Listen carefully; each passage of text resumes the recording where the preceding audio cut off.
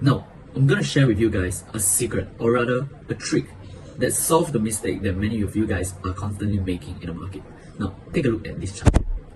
Over here, what we see a price line from one price range itself, where we have a breakout structure followed by a swing high and a swing low. Now, a key rule that you guys have to always know is that in order for price to move from one range to the other, price has to fulfill all levels of inefficiency before the market is able to move.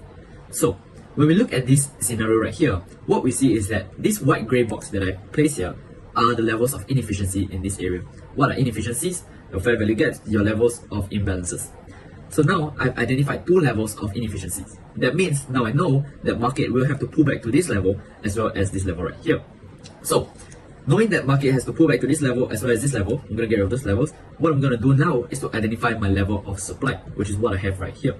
So my level of supply right here is essentially where I look to take trades. Now, apart from identifying your inefficiency and your level of supply, one key thing that you have to know is that your confluences have to be present as well. So what are some of these confluences? Some of these confluences are like your level of liquidity, your inducement, etc, etc. So these are the level of confluences that you need to have in order for price to have high chance of respecting your level of interest.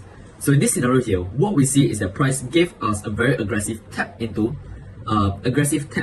this level of supply. Therefore, I will not be interested in looking at this level of supply, because usually these kind of movements are to trap early sellers into the market so that these sellers will get into the market early, causing an inducement later on. So that's what we see here. I'll get rid of this level of supply.